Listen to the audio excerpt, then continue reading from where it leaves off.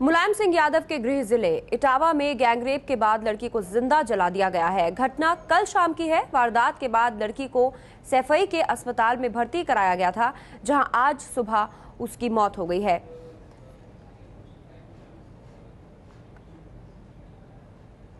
और UP police का इस मामले पर बयान आ रहा है, सीधे आपको ले चलते हैं। वहाँ भी यही बात थी कि वो शादी करना चाहता था और शादी नहीं होने के कारण वो लड़का से हुआ था। वो लड़का जेल में है जिससे वो शादी करना चाहती थी। उसके बाद फिर रेप का केस लिखा गया और उसके बाद जो ये घटना हुई है वो नेचुरली अनफॉर्चुनेट है। हालांकि ऐसा नहीं है, फॉर्चुनेटली वो सी इज ऑल राइट। और जो मेडिकल बोर्ड की रिपोर्ट है और सीएमओ कह रहे हैं कि मतलब within week she will be in a position to tell and all that. हालांकि हम लोगों ने उनकी गिरफ्तारी भी करी है, उसमें एनएसए भी लगा रहे हैं। तो ये जो है वो लगातार आप ये देखेंगे कि जो दिल्ली वाली घटना है उसके बाद से जो है वो एक तो इंसिडेंट्स थे, पहले भी थे। अब एक है कि इसकी रिपोर्टिंग हो रही है, दूसरा ये हो रही है कि यदि जहाँ मतलब दूसरा होता है उसको रेप के उसमें कर दिया जाता है, क्योंकि now stringent laws have come. उसके बाद दिल्ली की घटना के बाद क्रिमिनल अमेंडमेंट एक्ट पास हुआ है। जो कम नाबालिग बच्चियां हैं उनके खिलाफ पोस्को जो एक्ट है वो उसको हम लगा रहे हैं। हमने बहुत सारे मामले में एनएसए में जो है वो इनको बुक किया है और एनएसए विथेल्ड हुआ है कि इससे जो है वो नेचुरली यदि मतलब छोटी बच्चियों के साथ रेप होगा तो लोग व्यवस्था खराब होगी, क्योंकि लोग बच्चे स्कूल नहीं जा पाएंगे, शौच जाने में बच्चों को होगा। और जो कमिटीज हैं उन्होंने इसको अपहेल्ड किया और उसी ढंग से हम निर्देश कर रहे हैं कि ऐसे जैसे जो भी घटनाएं जो कि पब्लिक व्यू में हुआ है जिसमें कि ये हुआ है उसमें जो है वो एनएसए के अंदर भी कार्रवाई कर रहे हैं और जो नॉर्मल चीजें हैं उसको भी करें। अब सवाल ये है कि सोसाइटी के इस पर्टिकुलर इंसिडेंट्स को क्या प्रिवेंट करना जो है सिर्फ पुलिस के हाथ में है या और भी बहुत सारी चीजें हैं जो कि रिस्पॉन्सिबल हैं। और कहीं ना कहीं से मिलके सबको जो है पूरे क्रिमिनल जस्टिस सिस्टम को एंड पूरे सोसाइटी को मिलके इन चीजों को देखना पड़ेगा कि why these incidents are happening, क्यों हो रहे हैं ये, और क्या रास्ता निकाला सकता है और कैसे इसको जो है और स्ट्रिंजेंट एक्शन लेके। बहुत सारे मामलों में देखो कि कोर्ट ने बहुत सजा दी है, मतलब बहुत क्विक ट्रायल हुआ है, क्विक उनको सजा मिली है, बट वो मतलब डिटेरेंट नहीं हो पा रही है सोसाइटी में, वो चीजें डिटेरेंट नहीं हो पा रही हैं। तो ये एक समस्या निश्चित रूप से जो है वो है जिसको हम लोग को फेस करना है कंपनी। आपको नहीं लग रहा है कि जैसे प्रतापगढ़ की घटना की हम बात करें तो वो कितना ब्रूटल है आपको, क्योंकि किसी का लड़की का सपोज रेप हो भी जाए, जो भी मैटर रहा हो जिसकी वजह से ये हुआ, लेकिन एक इस लिमिट पर आ जाना कि वहां पर आकर जीप काट लेना, तो ये इस तरीके का आप किस तरीके से देखते हैं? बिकॉज आप तो पुलिस में ये बहुत ही ब्रूटल है, बहुत ही अनफॉर्चुनेट है। सोसाइटी में लेडी के रोल से संबंधित है कि मतलब वो जो है वो मेल जो सोसाइटी है वो किसी ढंग से इस बात को मानने को तैयार नहीं है कि मतलब she has the equal right, she has the right to refuse to Mary.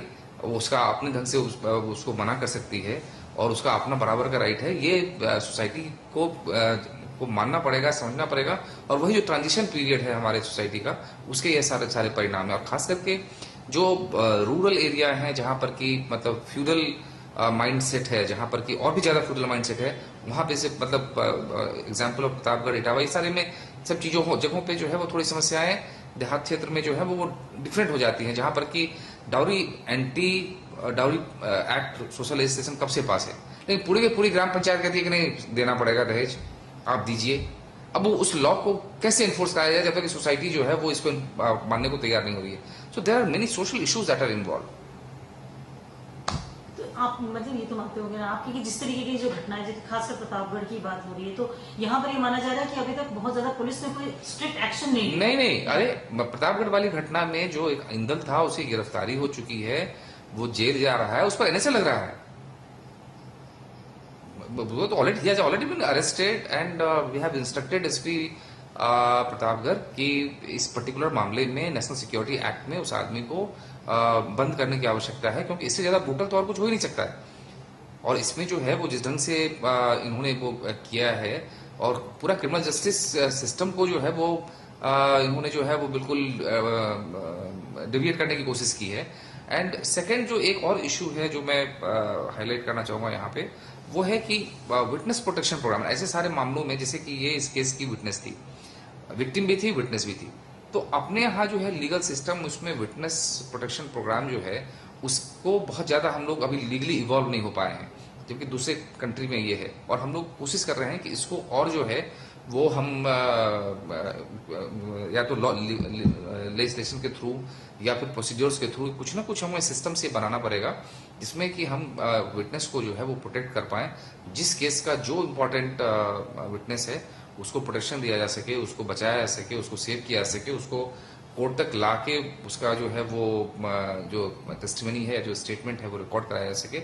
इसमें जो है वो बहुत ज़्यादा और आगे काम करने की जरूरत है, लीगल सिस्टम को भी और सोसाइटी को भी।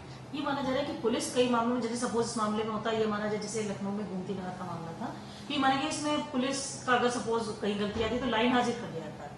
तो लाइन हाजिर जैसे ऑलरेडी सुप्रीम कोर्ट का भी ऑर्डर है कि ये कोई अगर पुलिस का इन्वॉल्वमेंट होता है या पुलिस की कहीं पे भी नेग्लिजेंसी है तो लाइन हाजिर कोई सजा नहीं है। नहीं, देखिए ऐसा है कि पुलिस का इन्वॉल्वमेंट जहाँ पे है, लाइन हाजिर। अभी हमने लखनऊ में एक इंस्पेक्टर को डिसमिस किया A2B में, संजय राय का केस आप जानते हैं कि A2B में डिसमिस किया है, और वो उसको बिल्कुल जो है वो आउटराइट हमने सर्विस से निकाल दिया है।